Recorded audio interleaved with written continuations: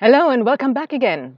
So today it's going to be a little bit of a drier subject, and you may wonder why we're including this, why organizational structures are important for this mastermind. But we're not only inviting business leaders themselves, we are also inviting subject matter experts. So people who already know how the organization could benefit and who come maybe into an organization as consultants and to implement change, but who have maybe not had all that much experience of going into an organization they are not aware of. So I thought it would be quite helpful to just go through the different organizational structures that they may meet, especially in today's time.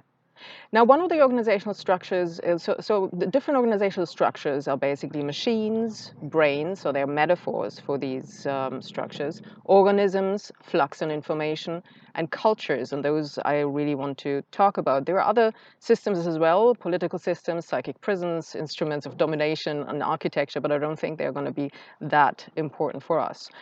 I'll go through them in the end a little bit and just say what they are, but I'm not going to go into details there.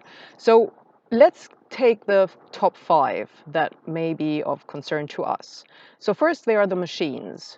These are the types of organizations that you may have seen in the past quite a lot. They are top down, they are controlled and designed. And basically, if you go into a change, what happens is the senior management decides there's going to be a change, and then they're going to retrain their people. And if their people cannot be retrained, then they're going to replace them.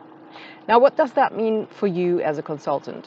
So basically, what happens is a lot of times that you will be the person replacing the person that they are replacing, and you will not be told necessarily. So what happens is that the person may still be there. They will be in the middle management. They may be quite happy that you're in there because they have a lot of work and they don't have to deal with the change, but they may also feel a little bit resentful that you're there because it will affect how they're being seen by others, it will affect their power, and so on and so forth.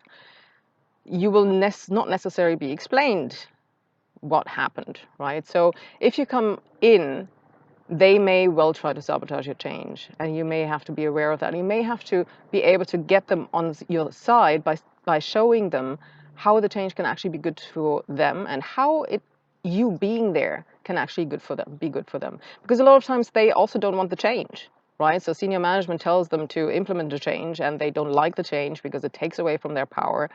And they will try to sabotage that change alone without just trying to sabotage you. So there are some issues there that you're going to have to address on the psychological side, and you cannot just assume that they're just going to be logical about it. All right. Then there are other organizations that are like brains, and they are very intelligence-led and knowledge-based. So change is basically a learning process there with feedback loops. And you're going to have an easier time there because everybody, if you know what you're doing and you know your facts, then you will be able to get people on board, and it will be much less emotion driven, right? Then you've got organisms. And organisms are more like, if you're a biologist, it is the same as in a normal organism. So if you change something there, then something else will be changed somewhere else, right? So if you make a change to the blood, for example, you cannot disregard the effect it will have on the heart or on the other organs.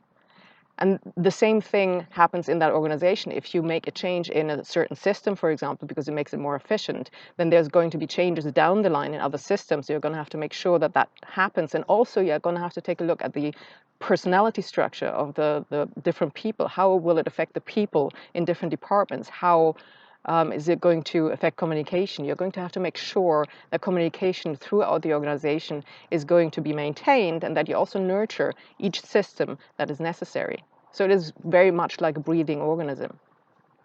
Then you've got flux and information. That is the real chaos. And that is a lot of the startups that you have today that are very, very creative and very chaotic. But out of that chaos comes order. How that affects you as somebody who wants to lead change is that you cannot really direct that change. You can only nudge it into a certain direction, or you can reinforce things that are really good.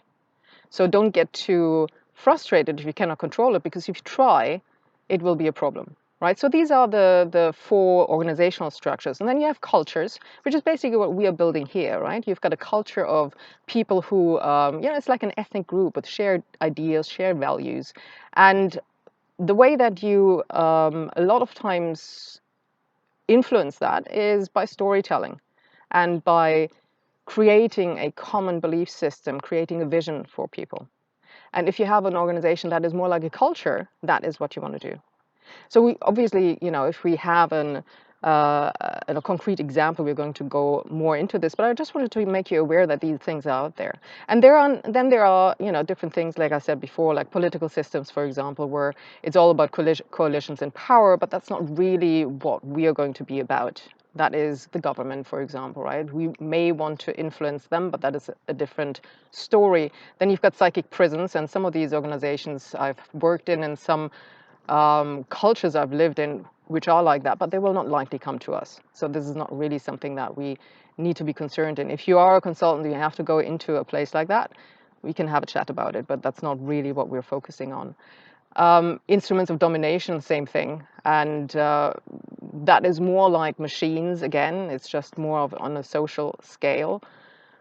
And that is also led from above, that is led by the organization, right? And then you've got architectures, but they are going to have a little bit of a difficult time to adjust to change in a quick manner if it is a radical change. So the things that we will really be focusing on in the mastermind are machines, brains, organisms, and flux of information. And we will be creating a culture.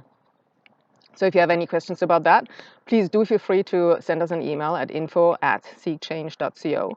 And if you haven't signed up for the mastermind yet, it is still possible to sign up at bit.ly/G10 mastermind.